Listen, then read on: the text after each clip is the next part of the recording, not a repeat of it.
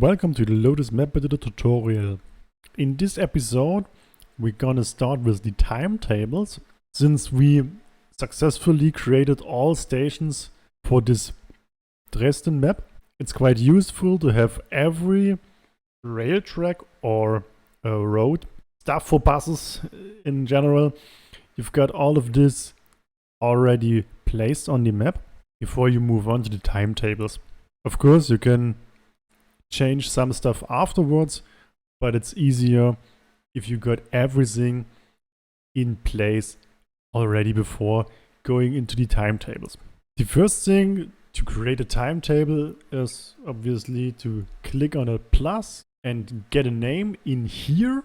I already created some timetables for several years, so the main difference between these timetables is the time span where this timetable is used. So this is the main reason why I name my timetables like this. Let's say I name this like 2000. Of course, this timetable already exists, but with a small trick, we create and modify this in one step. So let's click on OK, and we get this window. To be fair, this window is quite heavy loaded, but there are numbers from 1 to 6. Well, this is quite funny because the number in lines and tours are the same. This is not intended. This should be number 6. Keep that in mind. Maybe in the next video this is fixed. Or in the second next. Before moving on to the traffic days, which is part 1, we have except name. We have 3 information put in here. Number 1 is valid from and valid until.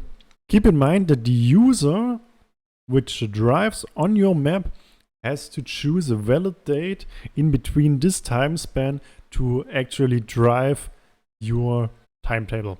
If you build a map from the real world, and like me always in the past, you have to obviously set the dates like this from 1999 to 2001 or something similar. You can also drive in the future, but keep in mind to let the users know which date you chosen. Last thing is the ITCS server name. This is the thing you're gonna define in the PIS file, but as already said in the stations tutorial, I do not have a PIS file. So these are general properties, and to be a little bit productive, we create some stuff that really helps in the production of our add-ons. So this is a timetable. We're gonna add a traffic day. I also created Monday to Friday and Saturday. Now we create Sunday. It's in German Sonntag, deswegen SO. If you add or edit something, it's always the same way in all of these windows, but keep in mind to select this entry you want to edit before you click on this button. Sometimes it's not in the focus and you will edit a traffic day you didn't want to edit. In this window we can add traffic days and remove them. It's a little bit of addition, subtraction, and of course you can afterwards add special days or block special days, or you can restrict the time span where this traffic day is used. As we want to get every Sunday of the year, so you know it's very general, we're gonna add every Sunday to our list of traffic days. This also changes in the lower section of this window. So we see that every Sunday is selected in green.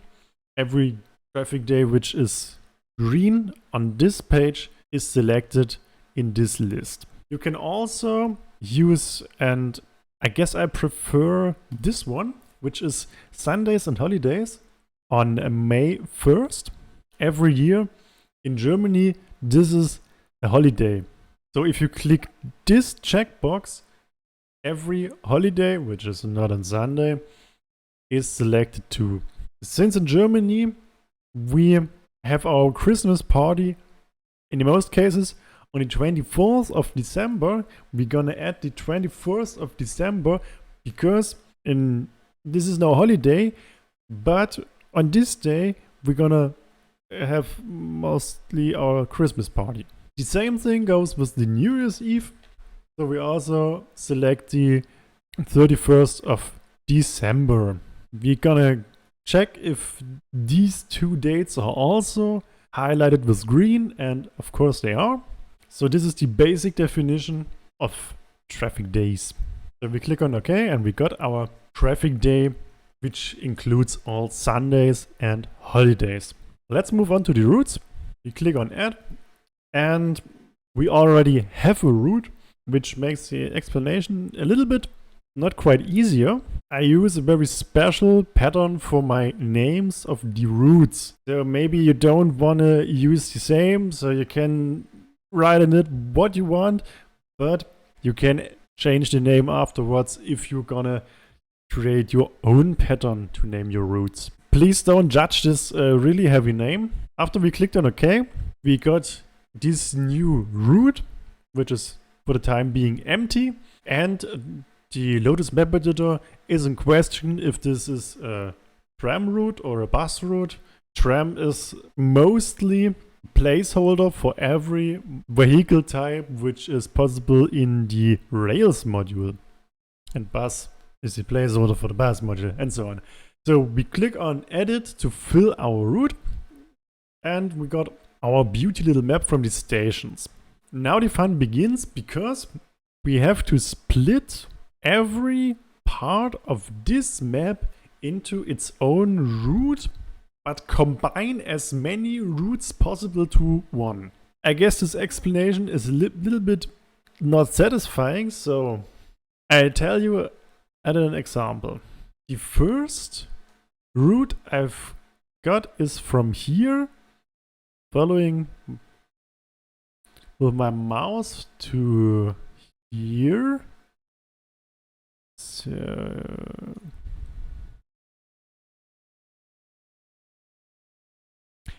this is the route I've already created, which you can see here. So I don't need anything of this route I got hovered by the mouse. I don't need, for this route we're gonna create now, I don't need any part of the route I already created. The question is, what's left? And this is the part from here to this station, and also these small areas here. This is the best possible way to use this splitting, because you want everything covered by only one route, so you can combine it afterwards to a way. To be clear what a route is, this is a sequence of stations. You can define it in only one direction or in both directions. Maybe you won't get the best split of your map at the first try, so if there's something you can do better afterwards, you can change these splittings and the routes afterwards, of course. So let's add a station. As said, we begin here and go this way. So the first stop is Berliner Straße. This list contains every station you created in the stations window. Now you can choose the stop. As the station Berliner Straße is here, we have the outward direction, which is this direction. So it's like northeast. And we got the reverse direction, which is this direction. So we got the southwest. At the moment, we only need, for tram routes and for bus routes, only these two entries. The other two entries, like enter or exit, are more likely in train routes. You maybe notice this little checkbox, which is not defined in reverse direction. You obviously don't need this kind of entry. We move on with the next station, and this is kind of repeating now. So we got the next station is Könneritzstraße. I guess we need southeast, sorry, and northwest. And now the map editor automatically finds the way from the first station, which is Berliner Straße, to the second station, which is Könneritzstraße, in both directions. If this fails, if the map editor does not calculate your route from one station to another correctly, you can use a link to assist the algorithm. To be fair, this mostly has something to do with the favorite position of the switches. If the switch has not the direction you need, the algorithm maybe fail and you have to add a link. This works like the link window in the station window. We're gonna move on to the next station, which is Postplatz Schweriner Straße. And as I said, this is kind of repeatable. So as you can see here, the algorithm does not fail. We then need the original Postplatz station, which is here, and the other thing is this. Okay. A key fact in this route definition is that it's not necessary to look for the exact platform. You only need the station, and the later definitions we choose the exact platform. In here, it's not needed to have the exact platform, it's only needed to have the exact station. If you want to use two platforms of one station, you need this station 2 times in this list. But that's not the case in here, so we will move on. Next station is named Webergasse. And we need the south and the north direction. Yeah. This doesn't fail. Next station is Külsring. Outward direction is east and the reverse direction is to the west. And the last station is Pirnascher Platz. And we got the northeast and southwest platforms. The route we originally created and which goes from the left to the right and is not essentially connected to our new route, but as this is one station, we don't need the exact platform, as I said, because we now can combine these routes in the next part of the tutorial. Last thing we're gonna define for a route is the time profile, or some time profiles.